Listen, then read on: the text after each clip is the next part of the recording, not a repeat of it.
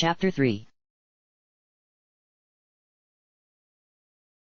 A job for the viziers. An assassination and a threat. The market district.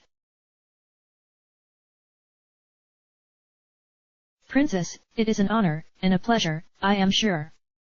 Zant bowed low and, beside him, Vadi did so as well. They were standing before her in the vaulting throne room, where white marble walls and lush carpeting was illuminated by ornate torches, and elaborate frescoes decorated the high ceiling. How may we serve you, Highness? Vadi said, once he had straightened up. Zelda reflected inwardly that it was almost impossible to speak to the two mages at once. Zant towered over her, grey-blue and skeletal, and the childlike body looked positively diminutive next to him, garbed entirely in an odd-looking purple that matched the lavender shade of his skin. Not to mention that the two argued incessantly.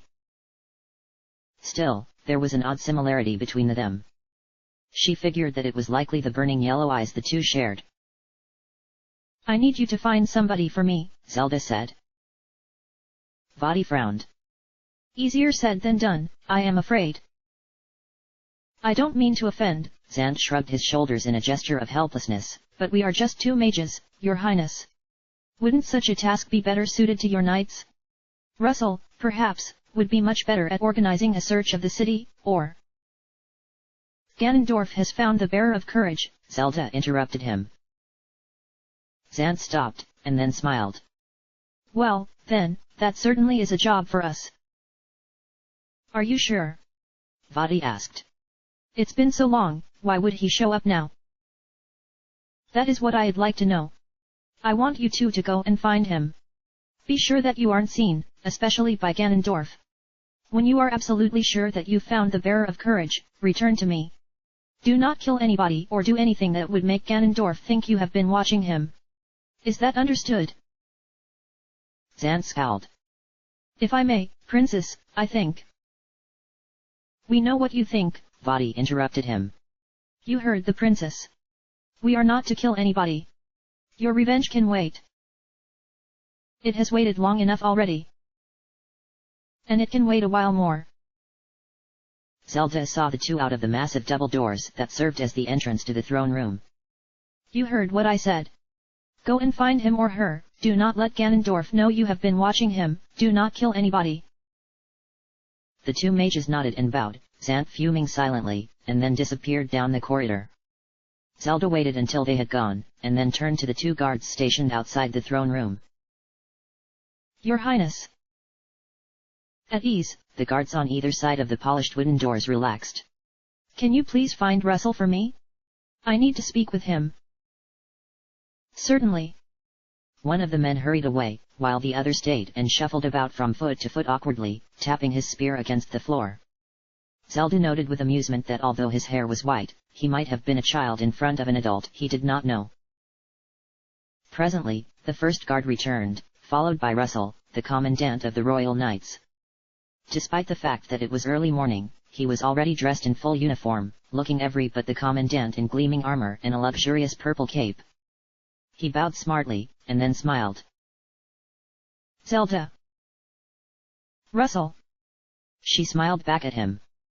The list of people who she allowed to greet her by name only was very, very short. Well, then, what can I do for you? He fell into step beside Zelda as they strolled through the marble halls. It's the magistrate, Ditter, she said.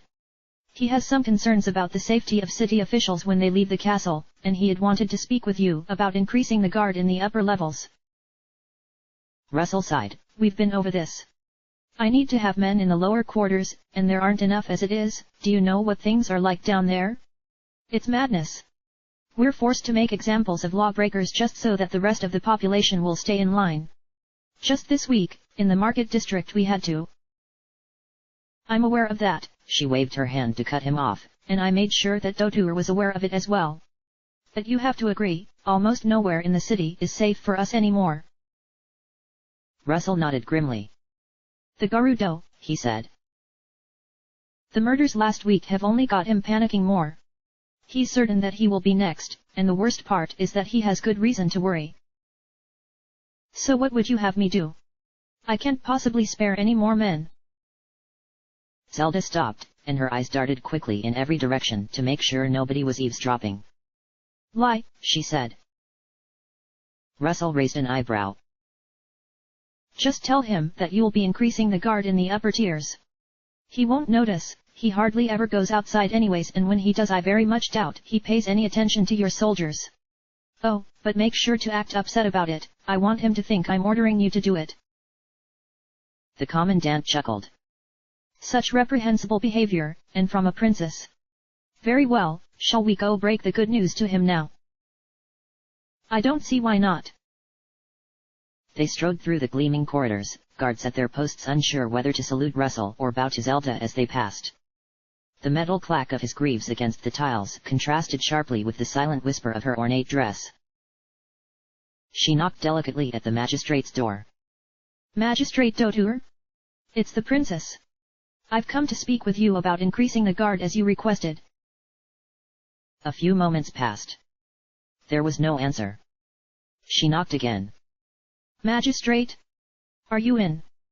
She turned to the two guards stationed outside his door, another insistence of his. Is he in? The guards both nodded. Russell thumped on the door with a fist gloved in metal.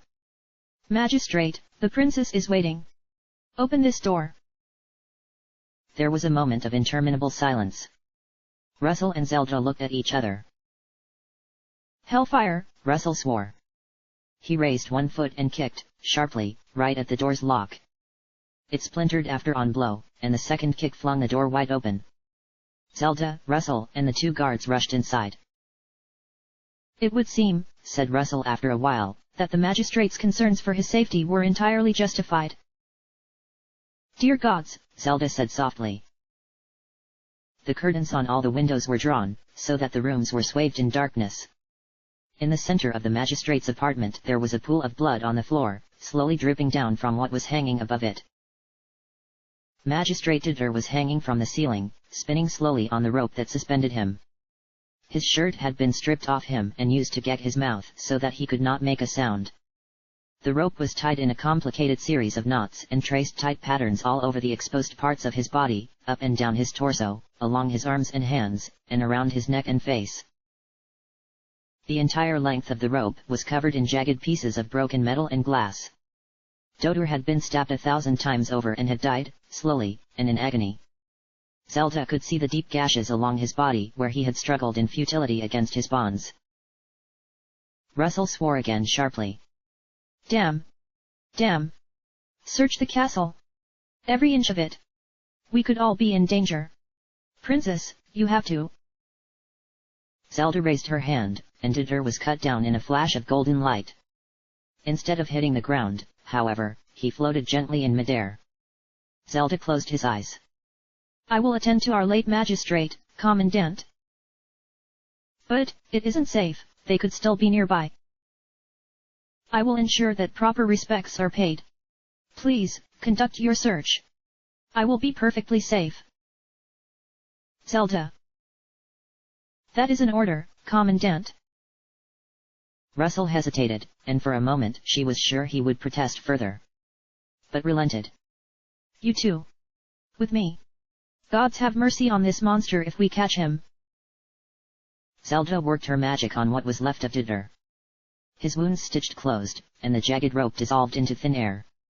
When she heard the door shut closed behind her, she said aloud, You did not have to kill him. Ganondorf stepped out of the shadows. 2 days ago, 3 men were executed by your soldiers in the market district, in the exact same way. They had stolen food to feed their families. You did not have to kill them. Dotur had a family as well, she began. A wife, a son. You think that the starving children will be pleased to know that another family is without a father? That another. A rich wife. A rich son. Ganondorf shouted. He was enraged. If they suffer, even 1 iota, because their father and husband is dead, then good. So much the better, if they even understand a fraction of the pain that thousands must endure because of them. It is not their fault. Zelda shouted back, advancing on Ganondorf. But it is, he responded coldly. They have done nothing. Nothing. Inaction and ignorance are no excuse. In an instant, a glittering silver sword was in Zelda's hands, the tip resting gently in the hollow of Ganondorf's throat. Guards will come running, he was nonplussed. How many of them will die? Zelda glared at him for a moment more, and then withdrew the blade and concealed it in nothingness once more. Blame me if you like, she said. But leave the innocent out of this, Ganondorf. You are destroying your own cause. He was silent for a long moment. I have a message. Choose a better means of delivery next time. I've found him. When Zelda said nothing in response, he continued. Courage. He will be a member of Gerudo before the day is out.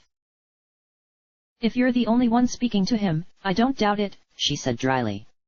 Will you be telling him about this little escapade of yours? Somehow, I don't think you will. Listen, he said. The two of us will destroy you. You are powerful, yes, but against two bearers. He sighed. Zelda. Stop this. I am far from finished, Ganondorf, she smiled coldly. And it's much too early to be discussing the terms of my surrender. Listen to me, this is futile. How much longer do you think you have to live? A year?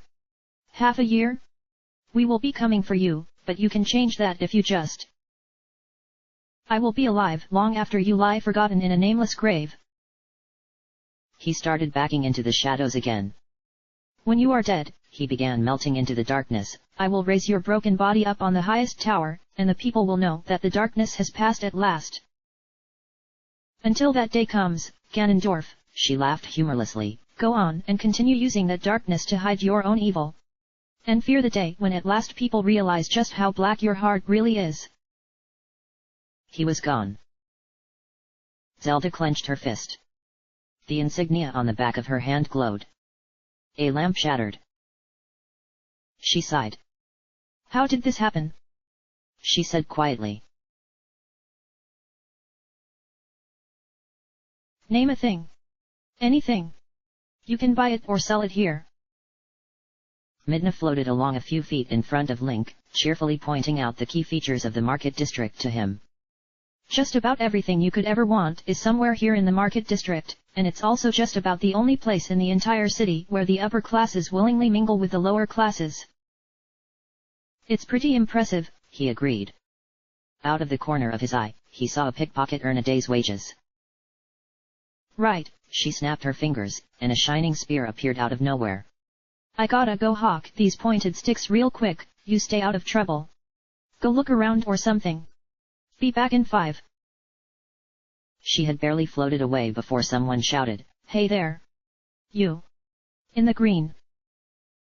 Link turned when he realized that whoever was yelling meant him.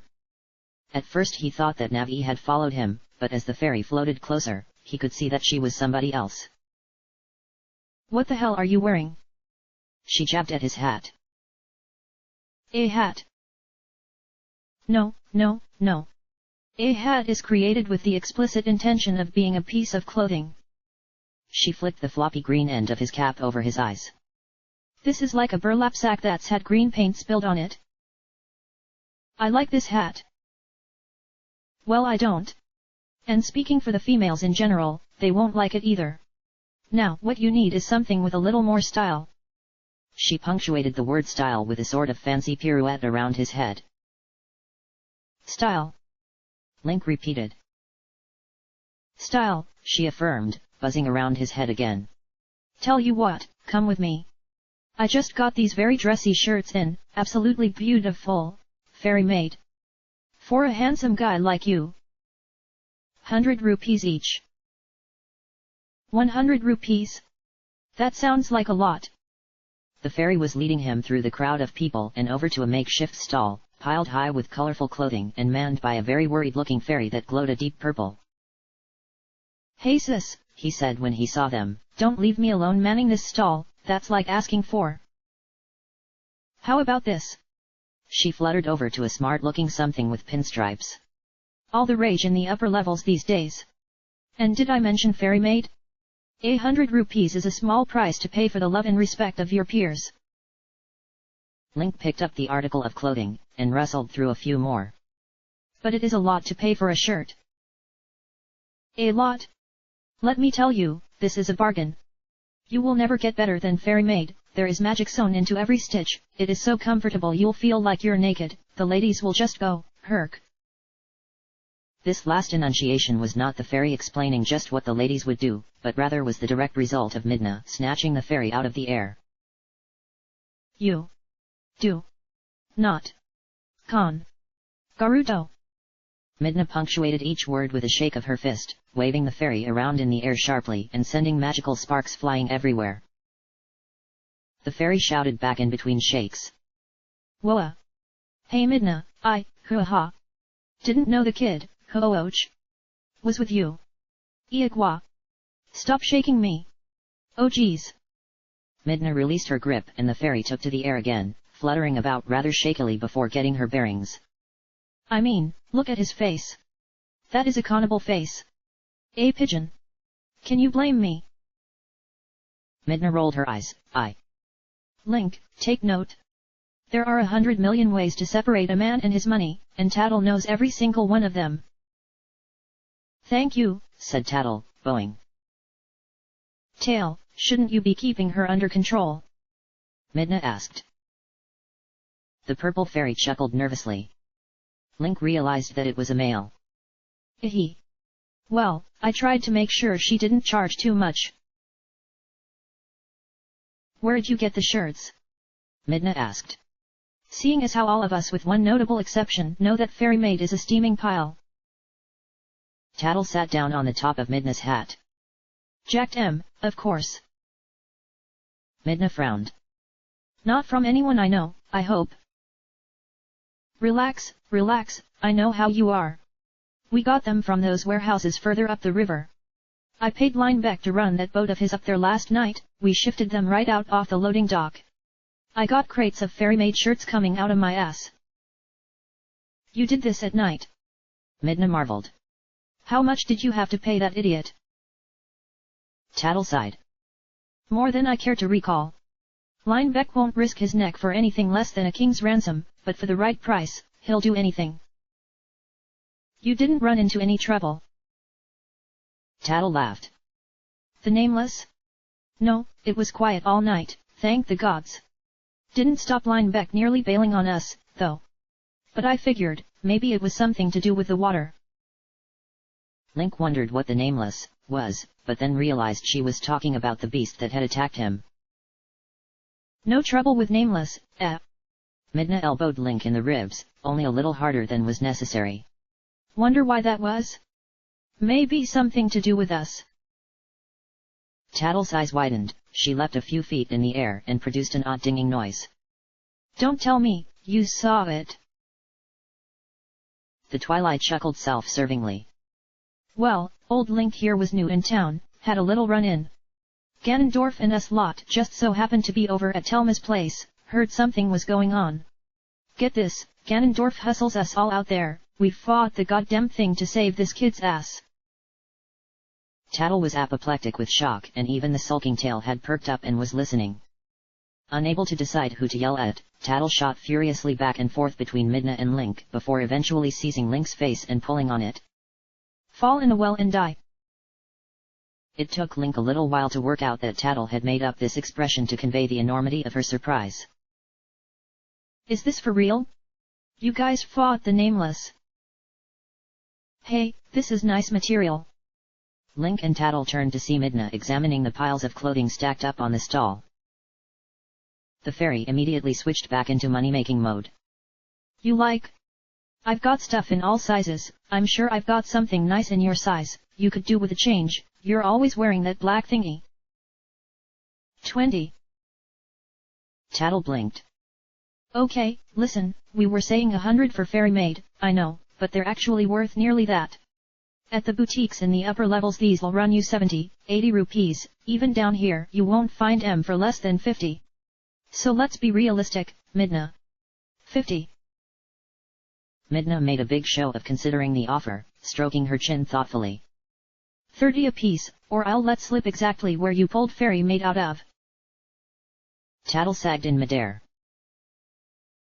Fine. Midna smirked, revealing pointed teeth. Come on then, pretty boy, pick something you like. Link looked over at Tattle and mouthed the words pretty boy. Tattle nodded and shot him a wink. You could be prettier, though, for only 30 rupees each.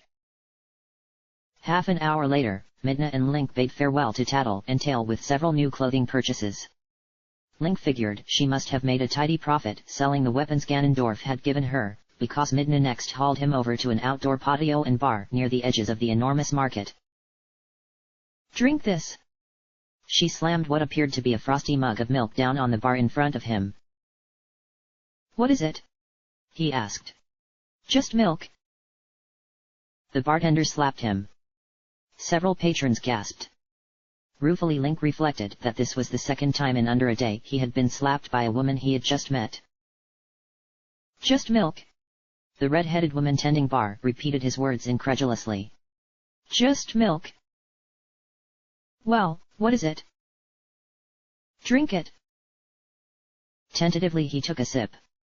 It was easily the most delicious thing he had ever tasted. This is amazing. This, the bartender said theatrically, is Chateau Romani. The cows are raised in the most luxurious farm in the world since birth, free to roam the vast acres of lush grassland outside the city. They are milked only by the fairest virgin maidens, and the milk is tested and bottled personally by our dairy connoisseurs. The Kogari people of the forest enchant those chosen bottles with magic, and it is then chilled to the perfect temperature and served. There's also rum in it. Midna said approvingly. There is also rum in it, the bartender admitted with a shrug. Nice to meet you. I'm Creamia. I own this place here as well as the ranch outside the city. Link, he said, shaking her calloused hand. A thought occurred to him. My horse ran away when I arrived last night. I think she was spooked by that monster. If you see her roaming around by your ranch, can you let me know? She nodded. I'll keep my eye out. We see a lot of runaways out there. Good luck getting a horse to go anywhere in the city at night. Good luck getting anybody to go anywhere at night, said Midna in between sips of her drink. It's true, Creamia agreed. But the city is getting worse, even during the daytime. People can't make a living on their own, you see crime everywhere.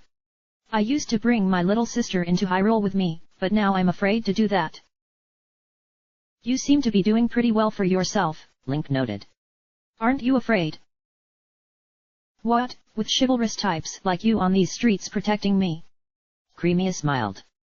I get an escort from the guards. It's true I have to slip them something under the table, but it's better than being robbed, or worse. With a loud gulp, Midna finished her drink and slammed the glass on the bar, upside down. She rapped on the bar for another. Fat. They're all useless.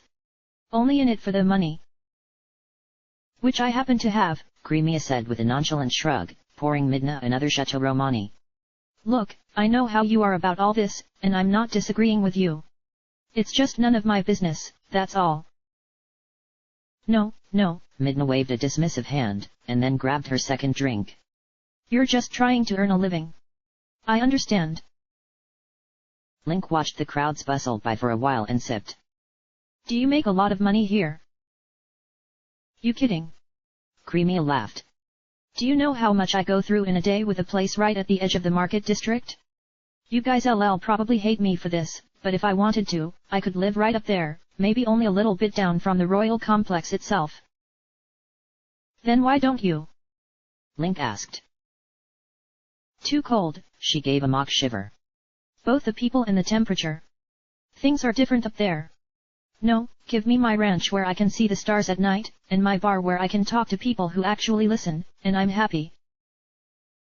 Good attitude, Midna said. I like you, Creamia. Have I ever told you that before? Usually only after you've had a few more drinks, Creamia remarked dryly. Speaking of which, what can I get you? Midna had already finished her second drink, and Link was almost done his. Nothing, thanks, she said. We were just heading out. I'm showing this kid the ropes, and we had to stop by this place, of course. Here. She flicked 50 rupees onto the bar. Come back again, you hear? When they were out of earshot, concealed safely in the crowds, Midna spoke. You see? That's the problem. Here, follow me, there's one last thing we gotta do. What exactly was wrong with her? You're always going on and on about the upper classes, she seemed just fine. Apathy, Midna spat it as if it were a swear word. Or rather, as if it were a word that actually offended her, as she seemed to have no problem with swears. She bribes the guards and doesn't have to worry about being assaulted in the street. Problem circumvented, right? Why should she care about anything else that goes on? You can hardly blame her for minding her own business, Link said, a bit harshly. Maybe you just need to. She interrupted him, and pointed up. Can you honestly turn a blind eye to this? Link looked up. Oh, gods. They had stopped near the center of the plaza. Set up along the river was a grisly display that people hurried past, averting their eyes. Swinging gently in the breeze were 3 partially decomposed human corpses, suspended in midair by a ramshackle wooden frame. As Link and Midna got closer, he could see that the bodies were all male, and had been stripped completely naked. The ropes that held them up were the same ones that had killed them, thick cords wrapped tightly around their chests, neck, arms, legs, genitals. The ropes were covered in jagged bits of metal and glass that had gouged their subjects to death. The wounds were horrific. The man on the left was a career pickpocket, Midna was saying. He lived alone, sick, dying. He used the money to buy medicine. Beneath the wooden frame, holding the dead men aloft, were 3 fires burning, 1 for each corpse. Link could smell strong incense, and beneath that the smell of rotting flesh that could not be masked. The bodies had clearly been there for days, at the least. The man in the middle assaulted a guard. The guard he had done. Midna's breath hitched a bit, with rage, or grief. The man had an 11-year-old son taken away from him. The eyes of all 3 men had been pecked out by birds that even now circled above the crowded marketplace, landing sporadically and tearing strips of flesh from the grotesque displays. People seemed to be making a conscious effort to avoid looking at the birds, which were unnaturally fat. The man on the right stole food. His family was starving to death. They still are. The faces of 3 men stared sightlessly at Link with empty eye sockets. He found that he could not bring himself to look away. This is hideous. Can you ignore this, Link? Midna asked him, as solemn as he had ever seen her. Can you bring yourself to just look the other way, while this goes on? The buzz of the crowd seemed to dull in his ears. He could see them, wherever he looked, people trying their best to avoid acknowledging the atrocity which hung in their midst. Heads down, countless people hurried by. This will continue to happen, she was saying. They will keep seeking out examples, and punish them. If they can't find criminals, they'll invent some. It's a way of keeping order. In his mind's eye, Link saw endless numbers of condemned being led to their deaths, screaming in agony above the market district while shoppers went about their daily business and avoided looking at you. Will you ignore this? No. How could he?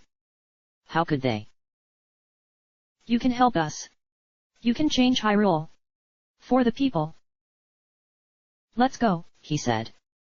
The 2 of them turned away from the gently swaying corpses and wound their way through the obstinate throngs.